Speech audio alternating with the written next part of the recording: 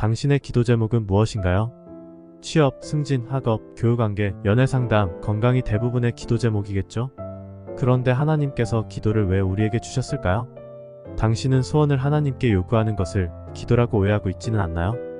하나님께 1000번제라는 명목으로 정성껏 돈 봉투를 바치고 기도의 목표를 정하고 특별 새벽 기도를 드리거나 100일 기도 혹은 금식 기도를 하기도 합니다. 하나님은 거래의 대상이 아닙니다. 이것들은 이교도의 기도입니다. 이교도는 우상 숭배자들을 의미합니다. 하나님께서는 이교도의 기도를 가장 미워하십니다. 하나님께서는 우리의 형편을 잘 아시기에 이런 것을 구하지 말라고 하셨습니다. 교회의 지도자들이 이런 기도를 가르치고 있다면 이교도의 풍습을 따르는 악한 지도자입니다. 하나님께서는 우리에게 그들을 닮지 말라고 경고하셨습니다. 마태복음 6장 7절 8절 너희는 기도할 때에 이교도들이 하는 것처럼 헛된 반복을 하지 말라. 이는 그들이 말을 많이 하여야 들으실 줄로 생각함이라. 그러므로 너희는 그들을 닮지 말라. 이는 너희가 구하기 전에 너희 아버지께서는 너희가 무엇을 필요로 하는지 아심이라. 그러면 하나님께서는 왜 기도를 우리에게 허락하셨을까요? 기도는 죄인이 하나님께 구원해달라고 요청하는 수단입니다. 이것은 십자가의 은혜로 가능하게 하신 계약인 것입니다. 이제 죄인이 합법적으로 성령님을 요청할 수 있게 되었습니다. 거룩함의 반대말은 히브리 관점으로 타락함이 아니라 보통입니다. 교회 안에는 두 종류의 사람이 있습니다. 거룩한 사람과 보통 사람입니다. 만일 당신이 거룩함이 아닌 보통 신앙에 머물러 있다면 여전히 죄인일 뿐입니다. 죄인에게 필요한 것은 구원에 동아줄 뿐입니다. 거룩함은 하나님께서 요구하시는 첫 번째 조건입니다. 그래서 성령을 구하라고 하신 겁니다. 그런데 교회는 정작 성령을 구하지 않습니다. 예수님의 십자가 복음만 알고 성령은 외면한 채 살고 있습니다. 사도행전은 성령행전이라고 합니다. 사도들이 가는 곳마다 성령의 역사로 사람들이 구원을 받았습니다. 사도들은 성령을 모르는 지도자들에게 성령을 아는지 확인하며 다녔습니다. 그리고 성령을 모르는 사람들에게 안수하며 성령을 받게 하였습니다. 이렇게 복음과 성령의 역사는 하나로 통일되어 있습니다. 어느 하나가 없으면 완전한 구원 사역이 아닙니다. 현대 교회가 성령을 구하지 않는 이유는 성령을 오해하기 때문입니다. 성령을 에너지나 불같이 뜨거운 영, 시끄럽고 요란한 영, 방언 예언하는 영으로 오해해서 거부감을 갖고 성령을 구하지 않게 되는 것입니다. 그래서인지 보수적인 교회에서는 성령의 필요성을 간과하거나 무시해왔습니다. 성령은 생명의 영이십니다. 그러므로 죄인들은 반드시 성령을 구해야 생명을 얻을 수 있습니다. 성령을 통해 새로운 피조물 하나님의 자녀로 거듭나게 되는 것입니다. 성령이야말로 위로부터 내려오는 온전하고 좋은 선물입니다. 아버지는 누구든지 이 선물을 구하는 자에게 주시겠다고 약속하셨습니다.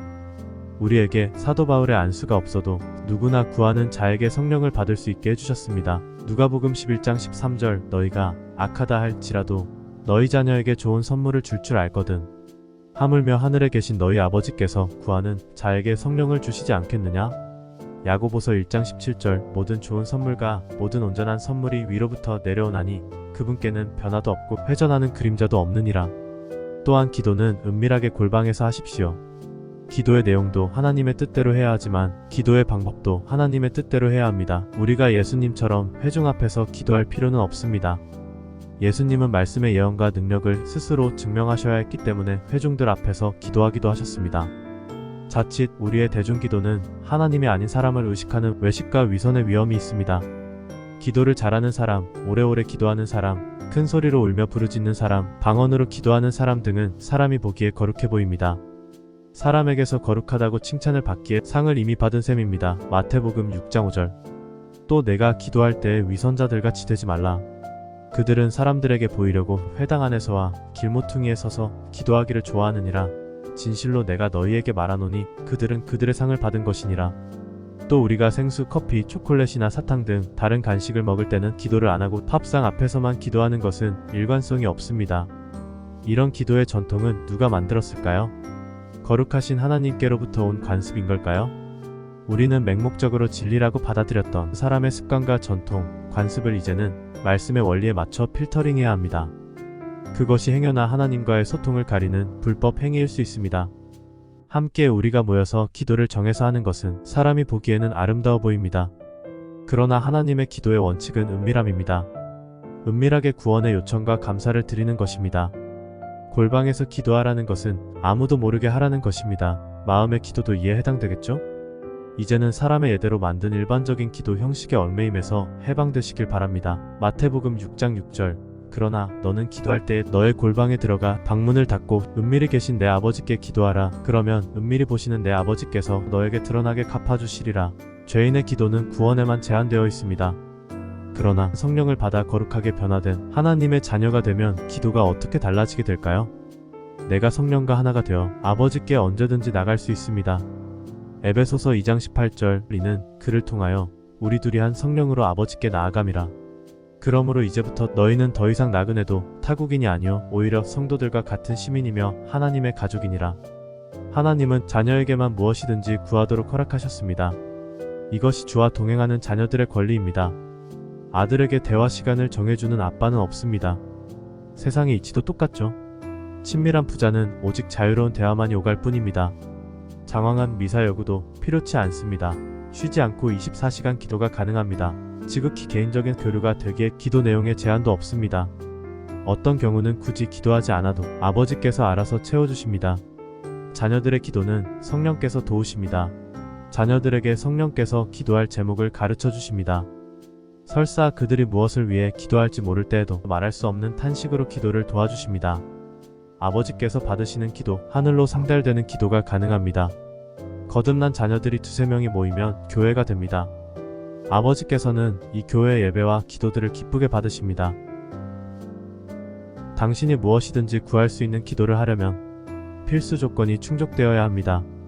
먼저 당신이 성령 안에 거하고 그분의 말씀이 당신 안에 거하는 것입니다. 요한복음 5장 7절. 너희가 내 안에 거하고 내 말들이 너희 안에 거하면 너희가 원하는 것은 무엇이나 구하라. 그러면 너희에게 이루어지리라. 그러려면 이제까지 보통 신앙에 머문 채 해왔던 이방인의 기도는 모두 버려야 합니다. 우리를 보통 신앙에서 거룩한 신앙으로 거듭나지 못하게 하는 종교적인 관습, 교리, 전통으로 만들어진 예배나 기도의 형식 등을 버리십시오. 당신을 수십 년간 거룩하게 변화시키지 못한 메시지나 기도는 배설물처럼 버리십시오. 이것이 진짜 돌이킴과 참된 회개입니다. 가짜 회개는 거룩하게 변화시키지 못합니다. 진짜 회개만이 당신을 거룩하게 변화시킵니다. 그리고 골방에서 은밀하게 오직 성령만을 구하시기 바랍니다. 그리고 끝까지 포기하지 말고 기다려야 합니다. 사도들이 예루살렘에 머물면서 예수님께서 말씀하셨던 선물을 기다렸습니다. 마가의 다락방에서 성령의 선물을 드디어 받게 되었습니다. 우리는 해외 직구로 산 명품을 간절히 기다리게 되죠. 목이 빠져라 기다립니다. 당신에게 성령의 선물이 명품 선물보다 못하지는 않나요? 온 우주보다 크신 선물이 성령의 선물입니다. 당신은 사도들과 같이 성령의 선물을 열망하고 간절히 요청해야 합니다. 하나님께서는 선물을 억지로 주시지 않습니다. 오직 요청하는 사람에게만 주십니다. 이것이 하나님께서 당신에게 원하시고 기다리시는 진짜 기도입니다. 오랫동안 아버지께서 당신에게 그토록 주시고 싶어 하신 진짜 선물인 성령을 꼭 받으세요. 누가복음 18장 7절. 하나님께서 자신에게 밤낮 부르짖는 자신이 선택하신 사람들의 원한을 갚아주시지 않고 그들에게 오래 참고만 계시겠느냐? 요한복음 14장 16, 17절. 또 내가 아버지께 기도하겠고 그분께서 또 다른 위로자를 너희에게 주시리니 그가 너희와 함께 영원히 거하시리라. 진리의 영인 그를 세상은 영접할 수 없으니 이는 세상이 그를 보지도 못하며 또한 알지 못하기 때문이라. 그러나 너희는 그를 아나니 이는 그가 너희와 함께 거하시며 또 너희 안에 계실 것임이라. 사도행전 2장 38절. 베드로가 그들에게 답변하기를 회개하라. 그리고 죄들을 사함받은 것으로 인하여 너희 각자는 예수 이름으로 침례를 받으라. 그리하면 너희가 성령의 선물을 받으리라.